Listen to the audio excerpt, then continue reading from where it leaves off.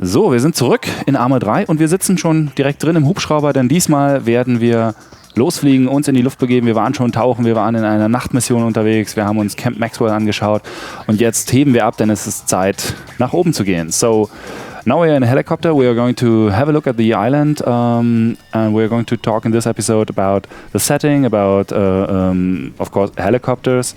And let's start with helicopters.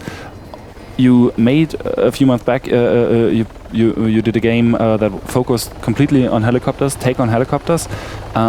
What kind of improvements did you take from Take on Helicopters into ARMA 3?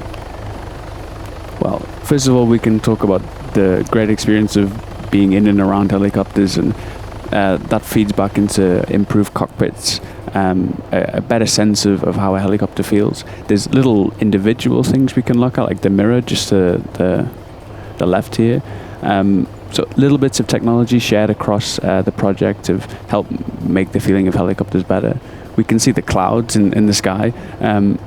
These were part of the Take On development, and again, I think it's important when we're in the air that the sky is feeling sort of voluminous, and it helps connect the player more to the feeling of being in a helicopter.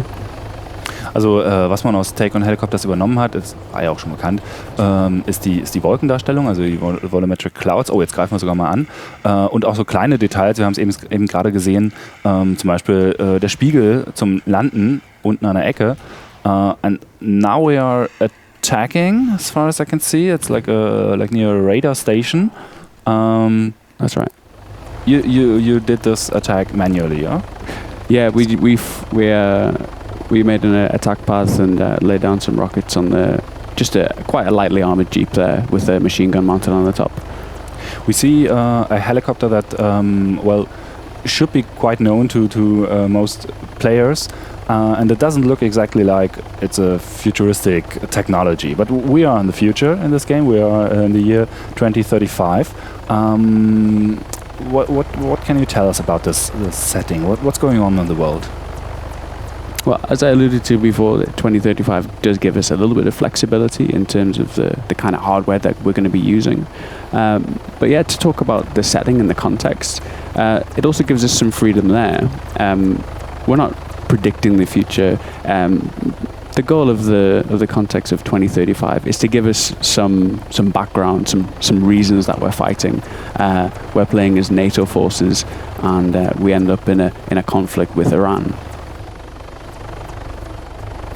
On Stratis, the island that we're flying across at the moment, we'll have to suffer an invasion and then maybe fight our way back against the Iranians and kick them off the island. Okay, also die Iraner sind 2035 marschieren in Griechenland ein und wir sind Teil der NATO-Truppen und müssen diese Invasion aufhalten. Darum geht es im Groben.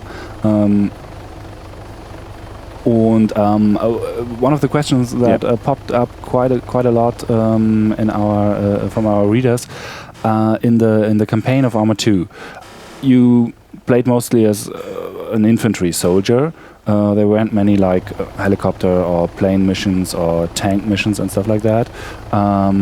Will that be different this time around? Will the arsenal take a bigger role in the single player campaign? Well, there's a couple of things I can say about that. You're right to say it was mainly infantry in ARMA 2, but even within that, it was mainly sort of special forces recon guys that we were playing as. A big difference with ARMA 3 is that we're playing as a simple infantryman. Ben Carey's a corporal in the US Army. So we'll be starting off ARMA 3 very much at the bottom of the pile. We'll be getting used to some basic infantry mechanics. And as we progress through the campaign, we offer more complexity, we offer more challenges, so we're going to be then driving vehicles. And by the end of the campaign, we will be seeing ourselves not as the same character perhaps, but in helicopters, in tanks, and really trying to take advantage better of what the real virtuality engine can do, and that's big combined arms operations, tanks, helicopters, jets flying in the air, getting all of these things working together. It's definitely a unique part of the engine, and it's something that we aim to deliver in the campaign. Also in der Kampagne wird man diesmal als nicht irgendwie Special Operations, also irgendwie als Recon, also Aufklärungstyp oder so unterwegs sein, sondern erstmal zunächst als ganz normaler Soldat und arbeitet sich im Laufe der Kampagne in den Rängen hoch und hat dann immer mehr Möglichkeiten.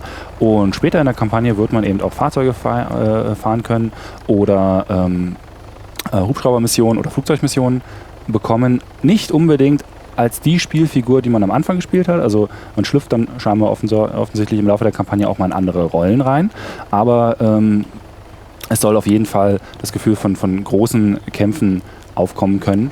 So there will be like really big battles this time around. Or how big? What kind of scope are we talking about? Like, will there be like 10 tanks on that side and 10 tanks on the other side? What kind of size should we imagine? Well, when we give the players the editor, they can throw in 100 tanks on each side. Our job as when developing the campaign is to try and find that balance between what can people's computers run, how many units do we need in this scene to make it feel like a big battle? But yeah, you can imagine a tank formation, so 4 tanks just under your control, maybe some support helicopters, a couple of infantry squads, and then we can start talking about the enemy. How many targets are we going to have? We're getting into the tens and tens of units here, all of different types, and again, that's sort of the unique part about ARMA. We can have a huge number of entities in the scene and all fighting, and I guess what we need to focus on as we head through the air is how far can we push things, how many units can we have exploding at the same time, so as we go through development, we can see just how many we can put in a scene. But if you played ARMA 2 before, if you've played Operation Flashpoint, the same of that and much more, hopefully. Also Jay verspricht, dass es mehr von dem, was man aus ARMA 2 kennt und aus Operation Flashpoint kennt, also durchaus auch große Kämpfe. Er sagt allerdings auch ganz klar, die ganz großen Kämpfe sind eigentlich, also die wirklich, also Massenschlachten, wo wirklich massenhaft Panzer und so unterwegs sind, das sind eigentlich Sachen für die Leute, die dann im Editor sich selber so ein Szenario zusammenbauen, denn sie müssen natürlich für die Kampagne eine Balance finden zwischen, okay, wie viele Einheiten können wir darstellen, wir können zwar viele darstellen, aber wie viel hält die Performance durch auf den meisten Rechnern, so dass das Spiel am Ende für möglichst viele Spieler vernünftig und sauber spielbar ist. Also die Schlachten werden nicht übergroß werden, aber also wir sprechen hier schon von mehreren Dutzenden Einheiten, die da gegeneinander kämpfen. And right now we are flying about a small village, and when I saw some of the first screenshots of the game, I thought, well, isn't that kind of the area we would go for holiday? How did you why did you end up having this conflict in Greek? It's a good question. The Greek islands were something that we always wanted to try and take a closer look at. We've had in the past Cheneros, which is lots of woodland, very much like the Czech Republic. We've had Takistan, which is much more arid and rocky. And I suppose you can think about Limnos and Stratis, this Greek setting, as being an interesting compromise between sort of the greens and the amount of vegetation we have, and still thinking about maybe performance and some of the more arid areas, some of the more open spaces where we might have tank battles. So it's a good mix of topography for different kind of engagements. As I mentioned, tanks, or the rolling hills of Stratis being useful for infantry engagements as we drop down into the valleys. So it's just an interesting place, really, and we've enjoyed exploring it on field trips. And in fact, the CEO is on holiday in Limnos right now, so he's probably gathering some more reference material, hopefully, along with his sangria. So, also die Wahrheit kommt raus.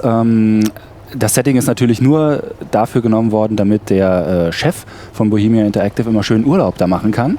Nee, Quatsch, der ist zwar jetzt da gerade im Urlaub, aber sie haben sich für so eine Umgebung, so eine Insel entschieden, weil es eine gute Mischung ist eigentlich aus dem, was man schon ein bisschen aus ARMA 2 gewohnt sind. Also es gibt auch durchaus ein bisschen bewaldete Gebiete, aber eben auch die kargeren Umgebungen aus Operation Arrowhead, was ja eher so Afghanistan-mäßig angelegt war. Und die Mischung aus beiden ist aus vielen Gründen interessant. Einmal aus spielerischen Gründen. Es gibt Hügelketten für Infanteriekämpfer, es gibt aber auch Umgebungen, wo man ganz gut Panzerschlachten machen kann. Und wir sehen auch hier, auch für Hubschrauberkämpfe ist es sicherlich spannend, irgendwie sich da durch die engen Canyons zu schlagen und dann irgendwie Überraschungsangriffe zu starten.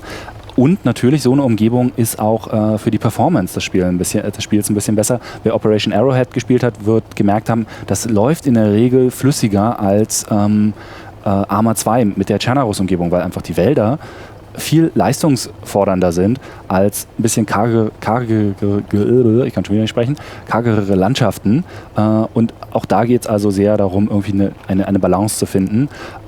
Und während ich das jetzt erzähle, muss ich ehrlich gesagt gestehen, ich weiß gar nicht, ob ich vorhin übersetzt habe, dass wie er uns das Szenario ein bisschen erklärt hat. Also hier kämpfen ja doch, ich habe es vorhin erzählt. Hier kämpfen also die Iraner gegen NATO-Truppen in der fernen Zukunft. Und the helicopter we are seeing right now is fairly standard. We know that one. Can you give us an example of what kind of technology we are going to see, more advanced technology? We saw some screenshots of a Comanche helicopter. That is so. Your universe is sort of an alternative reality universe because the the Comanche is in reality has been cancelled. What kind of units did you put in and why?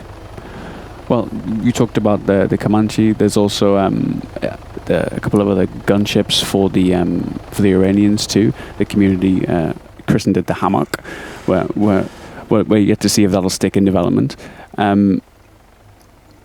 The kind of ground vehicles we see, the sort of tanks and infantry weapons, they're either based on real-world designs and are slightly adapted, or they are, like the Comanche, based on some designs which maybe didn't make it into real deployment. Again, it gave our artists a little bit of more creative freedom, a bit more inspiration, put a bit more passion into their work, and that's really important. And I think it's evident in the kind of quality of models that we can see in ARMA. In terms of the way they handle, I mean, we're not talking about completely unrealistic interpretations. Like an assault rifle will fire as you would expect an assault rifle to. Just because it looks perhaps a little bit different doesn't mean that its performance is going to be out of this world. We have to strike that balance between authenticity, satisfying people that want to play a game that feels like it is derived from the real world, and also giving ourselves a little bit of creative freedom, a little bit of room to maneuver.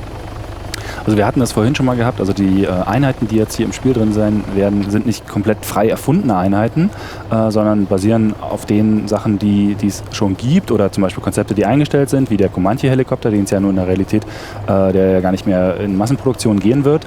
Aber einer der Gründe für dieses Setting und für diese Einheiten ist auch ein bisschen eine Motivationsfrage gewesen, denn Jay sagt, dass die Designer auch ein bisschen angespornt waren davon, okay, sie haben ein bisschen mehr Freiheit, sie können sich ein bisschen mehr austoben an den 3D-Modellen zum Beispiel, aber man merkt eben das Ergebnis auch, dass die Modelle sehr detailliert sind, also dass da wirklich auch dementsprechend viel Liebe dann reingesteckt wurde, wenn man ein bisschen mehr Spielraum für das Kreative hat. Trotzdem soll sich auch in ARMA 3 alles halbwegs authentisch anfühlen, auch wenn es Zukunftstechnologie ist. So, but we just talk about future technique or future technology, and in ARMA 3 there are a lot of improvements on the engine, and one of it is that you taken in physics, the physics engine. Yeah, that's right. Right now you are in a transition from physics 2 to physics 3. That's one of the reasons why the community alpha is going to be a little bit late. And I think in the next part of our showing of this ARMA 3 alpha version, we will take some of the vehicles and drive around, shoot around, and so show maybe some of the physics effects as far as they are implemented right now. Also im nächsten Teil werden wir uns ein bisschen die Physikeffekte anschauen und ein bisschen mit den Fahrzeugen unterwegs sein. Und ich hoffe, ihr seid uns bis dahin treu. Vielen Dank.